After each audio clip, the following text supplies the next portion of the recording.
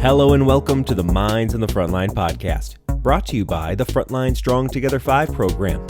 FST5 provides streamlined access to behavioral and mental health services, as well as crisis resources for Michigan's Frontline 5 workers and their families. This includes all professional, part-time, and volunteer firefighters, EMS, law enforcement, corrections officers, and 911 dispatchers in Michigan and their immediate family members. First responders and mental health experts collaboratively created FST5 to provide 24/7 live support, effective resources, and cutting-edge services to prevent and alleviate PTSD, anxiety, depression, and other frontline work-related mental and behavioral health challenges. Need help now? If you are a frontline worker in Michigan or an immediate family member experiencing any crisis, work-related, substance abuse, depression, relationships, finances, or any other, reach out by calling 1-833-34-STRONG or go to fst5.org for more information. I'm Jeff Lassers, one of the hosts of the Minds on the Frontline podcast, and I'm a professional firefighter, paramedic, educator, and content creator. Minds on the Frontline is co-hosted by Mike Mattern, who is also a professional firefighter and paramedic. In addition, Mike is a peer support team member for his fire department and the Frontline Strong Together 5 program, a board member of the Michigan Crisis Response Association, and the former chair of the Michigan Professional Firefighters Union Behavioral Health Committee. Mike has training and experience with frontline worker mental and behavioral health. On the other hand, I do not. My role is to produce the show, whereas Mike is our resident subject matter expert. Together, we hope to inform, educate, and entertain frontline workers, their families, and the public regarding the realities of frontline work-related mental and behavioral health challenges. In this episode, we sit down with Francis X Holt, a retired FDNY dispatcher, seasoned behavioral health professional, and author. After a distinguished career in behavioral health spanning several decades and holding various executive roles, Frank has shifted his focus to writing. Drawing from his rich experiences as an FDNY dispatcher in 1970s and 1980s Brooklyn, he crafts novels and short stories. Alongside his writing, he applies his research and clinical expertise to delve into the pressing issue of 911 dispatcher stress, seeking ways to mitigate its impact in the workplace. Frank's nonfiction work centers on the physical and emotional health of public safety dispatchers as it pertains to their duties. Despite the advancements in technology and tools for 911 dispatchers, the fundamental struggles remain unchanged. The impact of intense interactions with strangers during emergencies, shift work, negative experience bias, and inadequate compensation are just some of the challenges that have captivated him since he began his career as an FDNY dispatcher 50 years ago. During this episode, Frank helps us appreciate the challenges faced by frontline workers. He compares and contrasts the challenges 911 dispatchers face with those encountered by other frontline workers. And he provides recommendations for frontline leaders to support the mental and behavioral health of their personnel. This episode is an insightful conversation that sheds light on the critical yet often overlooked role of 911 dispatchers and the importance of supporting their mental and emotional well-being, despite the evolving technological landscape. You can find a list of Frank's published books on Amazon or via the link in the episode description. Check out his latest novel, A Tale of Brooklyn Box 1309, a Guardians of Brooklyn novelette. Please check us out on YouTube, Instagram, and Facebook, and make sure to like and subscribe to all Minds on the Frontline podcast social media channels. Thank you, and enjoy the show. Good morning, Frank. How are you, sir? Good morning. I am doing well this morning. How about you? We're hanging in there. Yeah, we're doing good. We appreciate you coming on this morning. Yeah, we're very excited for this interview. Not only do you represent the most underrepresented of the FST5, our dispatchers, but you're also a guy who worked in what we like to call the war years in New York City as a dispatcher. And you never really aimed at that goal, but you found yourself working for the FDNY Dispatch Center. And then you went on to become a nurse, researcher, editorial contributor, author. You're a lot of things. So instead of me blabbing, why don't you tell everybody who you are, what you do, and where you do it? Yeah, well, as you can see, I don't know what I want to be when I grow up. was born in Brooklyn, grew up in Brooklyn, went to school in Brooklyn, Brooklyn born and bred, Brooklyn basketball. And I had no real sense of a career in public service at all. And I went to college on a scholarship, which didn't force me to think too much about where I was going. I had a job as a weekend switchboard operator, telephone operator at a 500-bed hospital in Brooklyn. And that's all I had when I got out of college. So I actually taught math and science to sixth graders for a couple of years in private school. And most of the other part-time switchboard operators at the hospital were cops and firefighters. One firefighter used to bring in a scanner, and I found it very annoying. I said, what the hell are we listening to all these numbers for all day? What is it's like a foreign language? And he started to teach me about it. And then he said, how much are you making as a teacher? And I told him, and he said, oh my God, no wonder you're still working here. How would you like to work for the fire department? I told him when I was playing basketball as a kid, I had broken my back, and I don't think the fire department was going to be interested in me. And he said, no, I got you. I know somebody who can get you a job as a dispatcher. I said, look, what's the pay? And he told me what the pay is. I said, yeah, I'll take it. And no idea. I mean, no idea. I was just driven by my monthly bills. Most people are at that time, right? So you're just hey, man, sure. I can do better and have a better future. Whatever. Let's go do that. Ignorance is bliss. And I had no training. Walked into the Brooklyn CO. It was all on-the-job training. I was what they call a provisional appointee because they hadn't had a civil service test, but they had openings. 3 of us were appointed that day. It was in May of '73. And I walked in, and all hell was let loose every night. And I thought, well, I guess that's the way it is. That's what they do. Meanwhile, you start just doing paperwork, and then you kind of figure out how that relates to everything else that's going on. You hear the numbers. These numbers start to make sense. You actually get in your car and start driving around looking and seeing where these firehouses are and introducing yourself to people. Now, this is very important for the stress part. It started to coalesce into that sense of being part of a team and being mission-driven and all that stuff. And whether it was stated or not, you didn't really want to fail anybody. The more people you met, the more people you liked, they were relying on you. And so no matter what was bothering you at the time, you just kind of powered through it because people were depending on you. People were calling you and the people you were sending out to these things. So, well, let me ask you something there. We had a previous dispatcher with just 6 years on, and we asked the state of training for dispatchers. It wasn't an overwhelming amount. A lot of it was learning on the job while just understanding the basics. What was it like when you got there? You said you just got there and did some paperwork, listened to the numbers, and kind of caught on. Is that? Yeah, I was there for years before I had a training episode, and that was to go to Berlitz language school on 42nd Street in Manhattan and learn how to say "Donde está el fuego?" The problem with that was people would answer you in Spanish because they thought you knew Spanish. Right. Yeah. Right. Yeah, and so, they should have taught you the first line and then I don't speak Spanish. Yeah. The only training I got was particularly useless. Obviously, you started during the Warriors in New York as well, right? The Warriors were underway when I got there.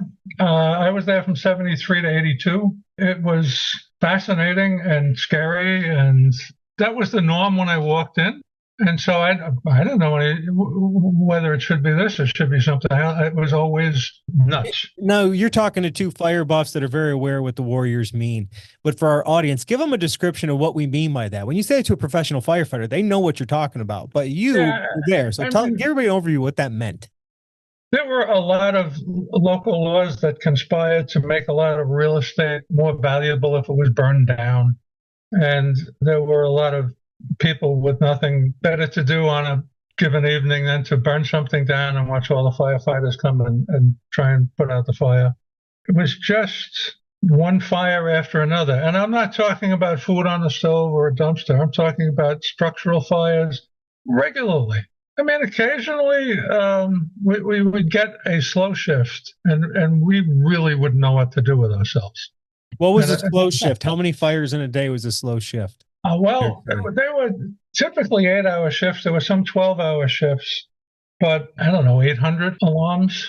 Probably half of them were false alarms. Pull a fire alarm box as you're walking home from school. But multiple real fires per shift. Yeah, I understand. Brooklyn's 4 million people at the time, so there's a lot of buildings, a lot of people, a lot of neighborhoods. Not the kind of gentrification that's there now, which is good and bad in a lot of ways. But it wasn't unusual to get 25 or 30 significant structural fires in a shift. Just a point of reference for everybody. That's what you walked into. Your first day in dispatch, that's what you walked into. People say to me, was there any particular thing you remember? No. It's too much. Yeah, you had too much coming in. Yeah. Yeah. No. Your brain's just like, it's just another day. You call units there, keep them safe, transmit information, move on to the next one. Yeah. If you can make it through that, you can make it through anything. Wow. I'm writing a book, a nonfiction book this time. There's a novel coming out this year, but I'm writing a nonfiction book called 911 Dispatches Are More Than You Might Imagine. And it's coming out in 2025. And as I do research for this book, I went back and started looking. I think the earliest date I can find for an article about dispatcher stress is around 1984. In the 80s, in the 90s, right through to the present day, all the technology has changed, the buzzes and bells and whistles, but a lot of the stresses are exactly the same. Exactly the same. No matter what else was going on around them, it's absolutely remarkable that you have the same, what appear to be, although I don't think they are, what appear to be intractable problems. And a lot of structural issues that contribute to that. Let's go right into that. A lot of what we cover on here is the impact of the job on all of the FST-5. Easy to understand why 4 of those have such a stressful or can be stressful situation.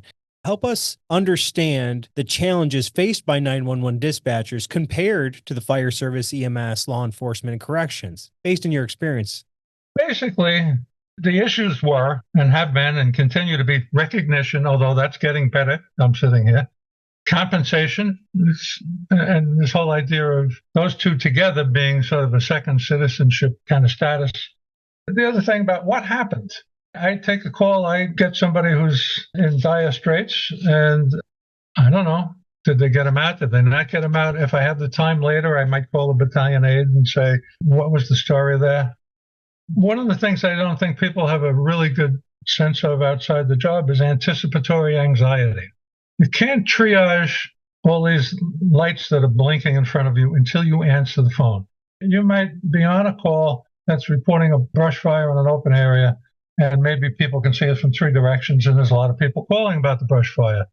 Okay, got the brush fire, you fill out the ticket, you put it in the conveyor belt, you hit the button, fire department, another person telling you about the brush fire.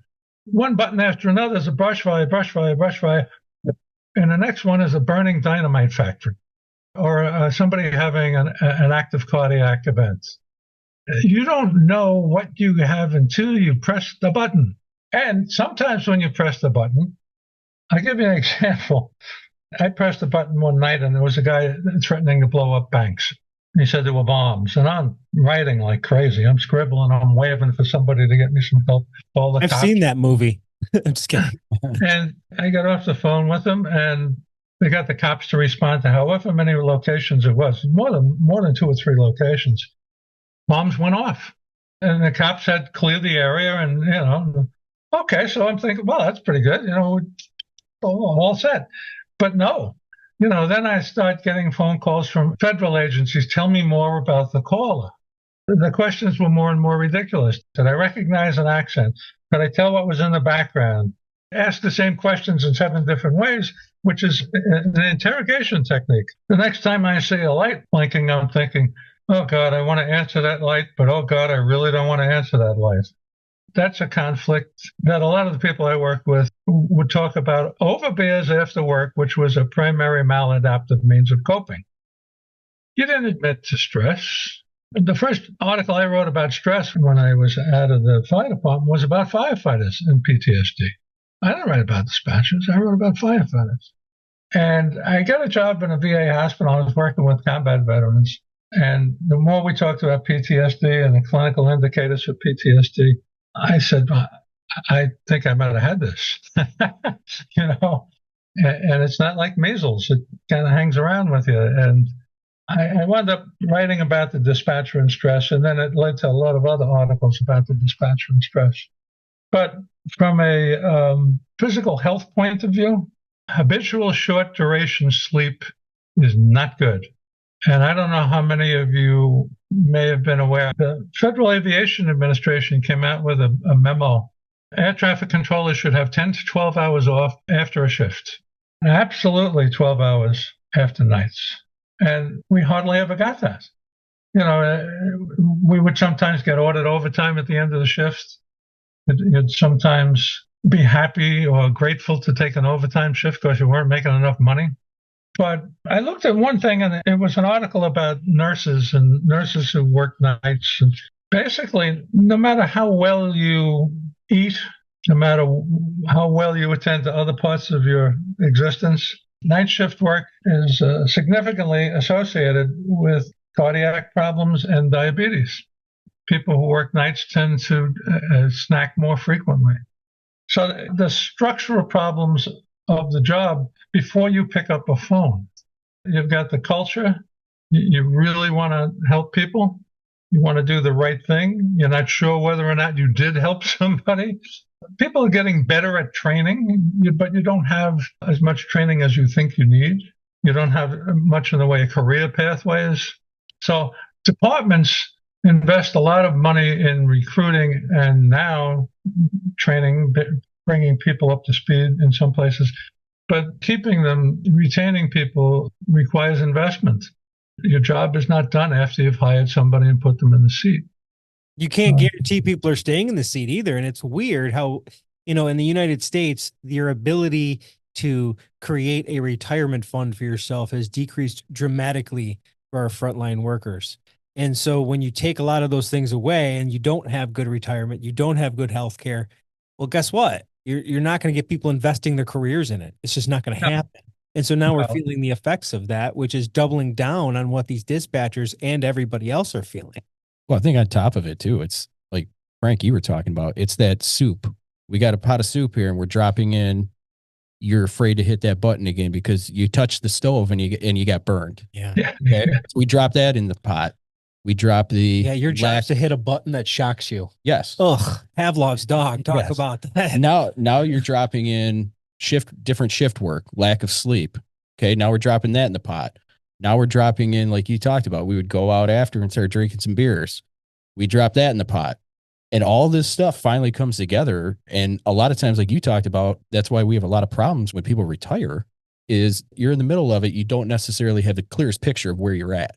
When you get out of it and you have time and all that stuff sinks in, all of a sudden you realize, holy shit, I'm deep into this. I had PTSD, or I had this, or I had this type of experience.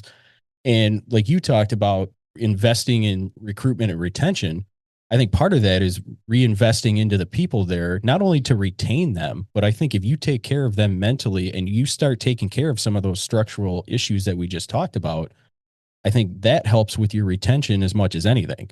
They're not getting burnt out sitting in that seat. They're not having the problems at home. They're not doing all those things. People are going to stick around a lot longer. But the problem is a lot of places aren't investing in that. They'll invest in new equipment. They'll invest in new dispatch consoles and this and that and the other thing. But when it comes down to it, I've said it a million times, those things are worthless without the people running them. What would you say to those decision makers, those people who are in charge of those dispatch centers, in charge of those cities? What are some of the things like that you feel that they can invest in their people to not only retain them, but make their lives better and make them really good at their job? Yeah. Which part of that is making sure that they're comfortable and able to flow. When you're in that flow state, you're not worrying about anything else. So yeah, and you almost need people to create an environment to allow that to happen. But yeah, go ahead and answer, Frank. Yeah. So for the management people, I was a union president. I was the president of the union that represented the fire alarm dispatchers and the supervising fire alarm dispatchers. And, management, I would say, did not always have our respect. And I see that now talking to people. And I trained dispatchers in a couple of dozen states and in Canada. And one of the common things I hear is, well, I know this is communications, but there's not much communications within the organization.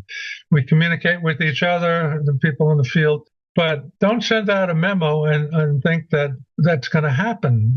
Don't send out a memo and think everybody understands it. Come visit us on the weekends. We're here. Visit us at night.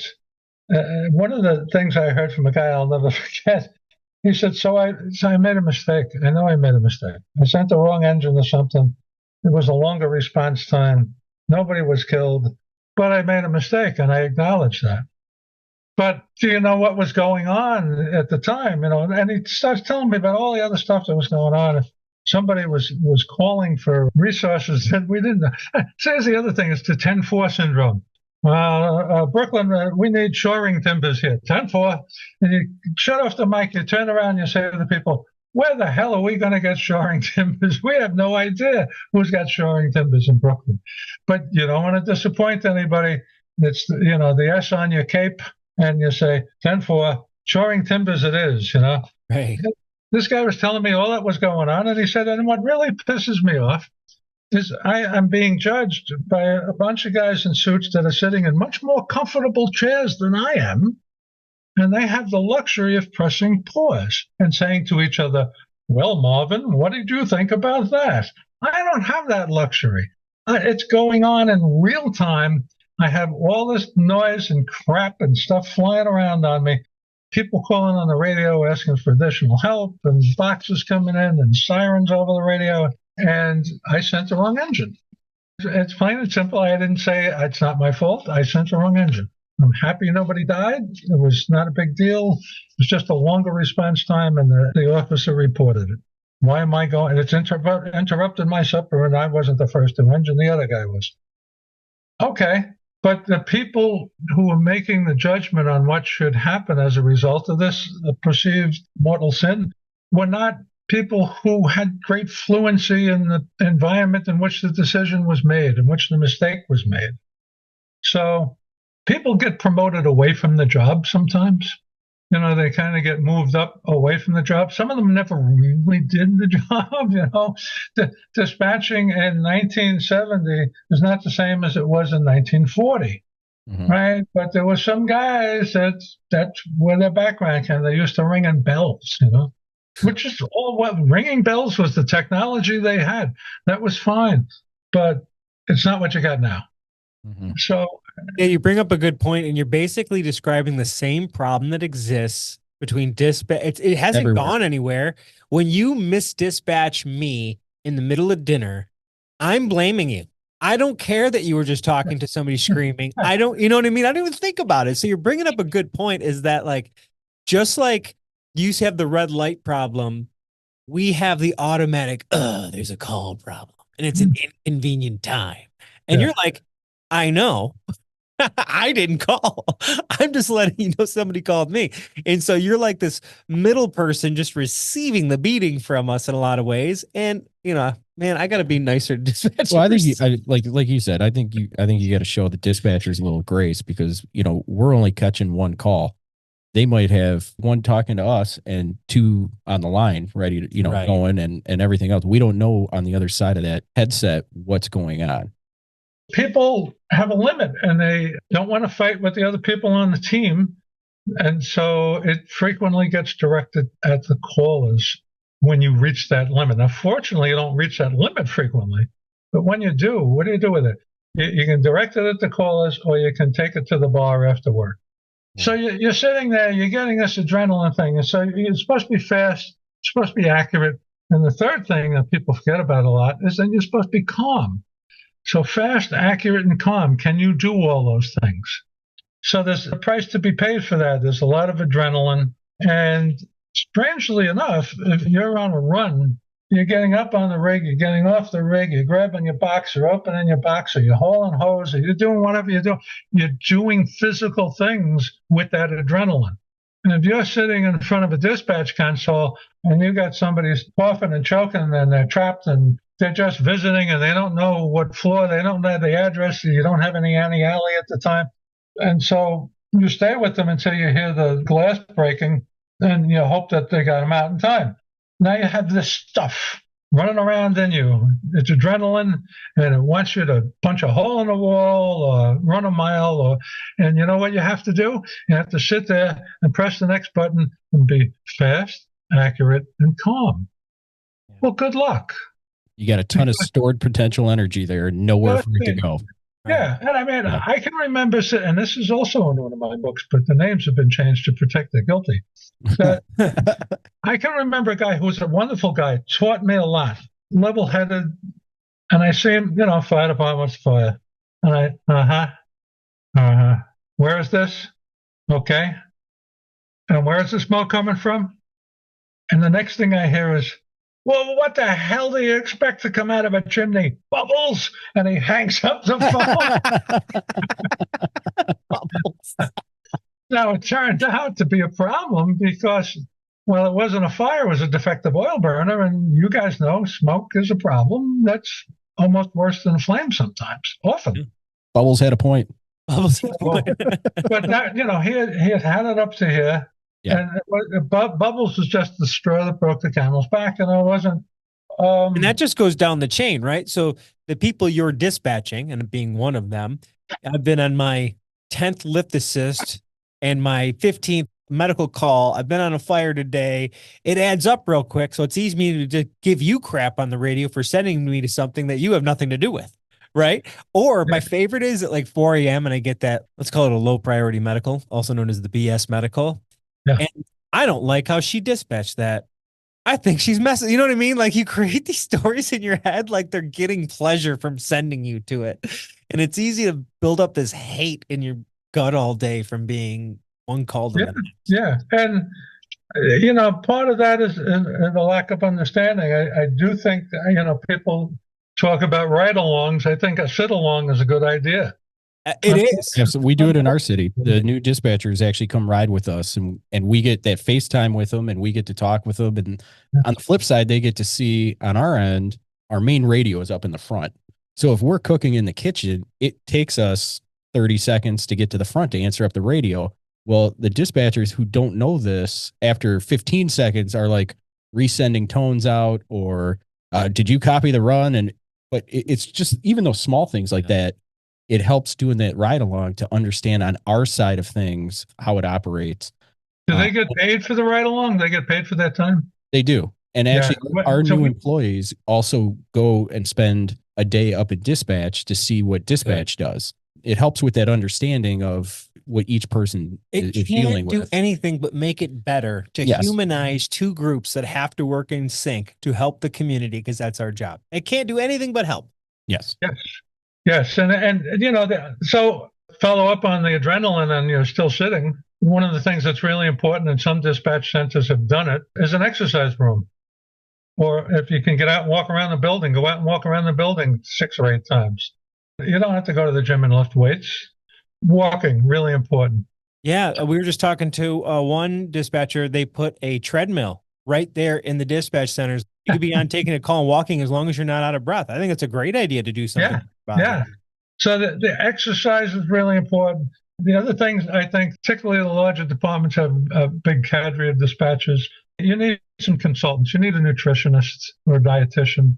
You need somebody who's an ophthalmology specialist on blue light, looking at computer screens in the middle of the night, and the circadian rhythm, and what do I do when I go home, and my brain is telling me to stay awake, but the rest of my body is dead. And, you need some general medical consultation with these specialties in mind on a regular basis. The other thing you need is data. The people who are leaving early, do you do an exit interview? If you do an exit interview, do they tell you what's on their mind? Are there characteristics about these people that are similar? Or is it all kinds of people? Is it male and female in different age groups and different ethnicities and different races and different times, the length of time on the job, length of service? What are the similarities in people that are leaving? So that you look around, if there are a bunch of statistically significant variables, you look around at the people you already have and say, let's start with these people because we want them to stay. And you sit them down and say, how do we make this better? What is it that you need? Because these people are smart and they have ideas about things. And, Have you thought about becoming a lobbyist for dispatchers? I mean, you're doing a good job of fighting for them. Yeah. I mean, think that might So be your next career. Guess what? Easiest job in the world was to be a union president for fire alarm dispatchers in New York City. The pay was shit. The action never stopped. And these guys were dedicated to the job they did. They were not hard to represent. These people are very good. They have a positive attitude towards the delivery of service. They're underpaid. They work all hours of day and night. I did a post on Christmas Eve on LinkedIn. I said, I know where you are and I know what you're doing. It's because they're always there. They're always there. They are always there, everywhere, all over the country. Pick up a phone, talk to strangers. A stranger doesn't have to be a taxpayer. He doesn't have to be a citizen.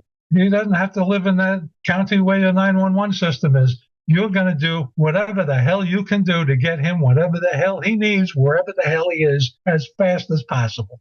They do this every day, everywhere. And they're treated like this? No. Now, Frank, with all your experience, all the things that you've been through, all the things that you've seen, all the research you've done, what would you say to somebody who's a brand new dispatcher coming into the service right now? Talk to them right now. In your experience, what can they do to have that long career, the whole deal? What are your tips for them to have that long career where you get out at the end and you're about as unscathed as possible? Go to med school.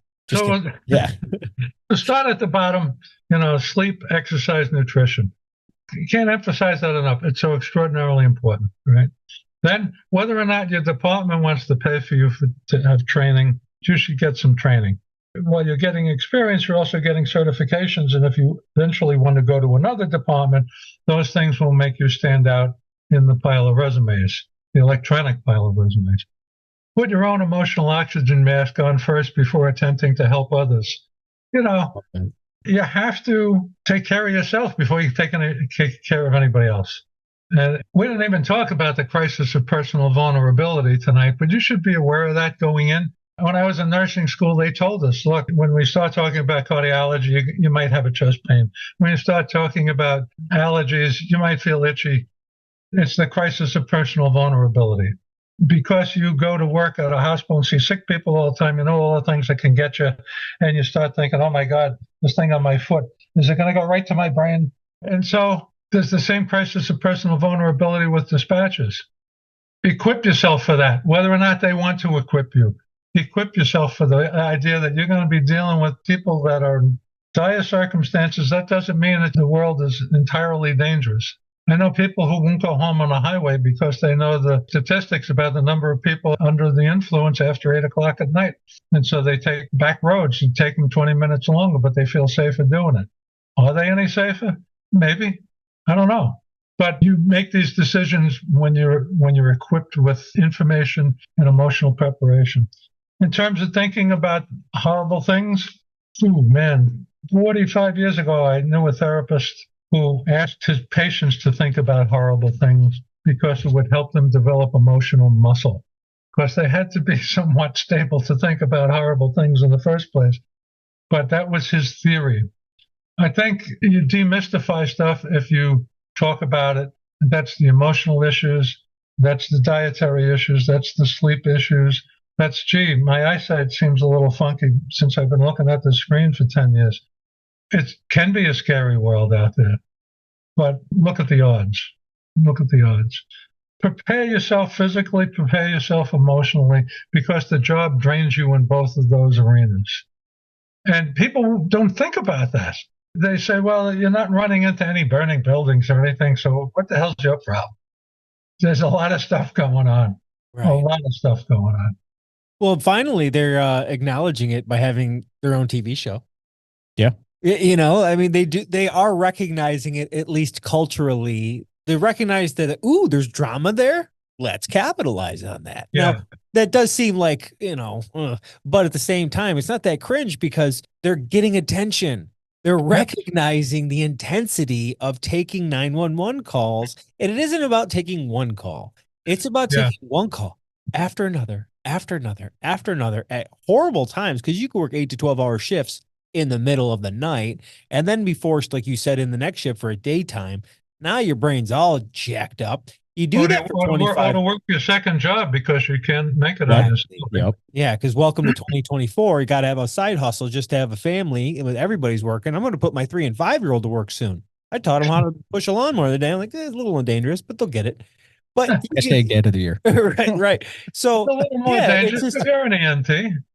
right. So although it's getting better for dispatchers in the recognition category, that's just step one. Step Let me 2 see. is investing in resources, support systems, and inclusion for these dispatchers and all of the rest of the frontline workers to maintain health. And it's not a crutch. It's just helping people get to the best of them they can be so that we can get into a flow state and just do our jobs easily and go home happy and chill. Yeah, and sometimes you don't make the connection between the exercise and that because you're not lifting, moving, running. But as an aside, I like to shoot. I go to the range whenever I can. And when I first started shooting, I don't know how many years ago, one of my challenges was the second shot, right? So the first shot, if you have a good sight on your pistol, the first shot pretty much goes where you want to put it. The second shot is like, where the hell did that go? When I started going to the gym and doing curls and lifting and I had more muscle control over my back. It wasn't something I made the connection for until I did. And then I went back the next time I started going to the gym regularly and started shooting. My shooting improved. Well, your disposition, your dispatching, your relationships with people on and off the job improve if you exercise and if you have a reasonably good diet, which is why your department should be providing you with guidance and opportunity in these areas. You invest in your people to get them, you invest in your people to keep them. Would you put crappy gasoline or diesel fuel in the apparatus? No, you'd never allow that, would you, Chief? Good question. Right. What's funny to me is it's comical, and it's not a personal thing. It's just comical to me that every day I go to work, I check out my truck, and one of the things I have to do is I have to write down the mileage and the hours on that vehicle. Yeah. We don't do that once for humans. The most delicate and useful resource on a fireground are the human beings who operate the equipment. Yet, I can tell you how many exact minutes a truck has been running in my department. It's just sometimes it's like, oh, maybe we should apply some of these strategies to the humans that are here. Yeah. Maybe the people up the chain will understand motor miles on humans. Let's hope one day. Because you do accrue a lot of motor miles as a dispatcher. I mean, even look at preventative maintenance. It's on a schedule to make sure things are okay and keep running. There's no preventative maintenance for people who are running. Not only that, there's entire industries built on telling you when your truck is due for service and what it needs and all these things. Yeah. Now I realize we have the healthcare system and all that, but man, it's just funny how we think about these things and how we value them, and it's for the job. And it's like, this vessel is what's getting the job done. Yeah.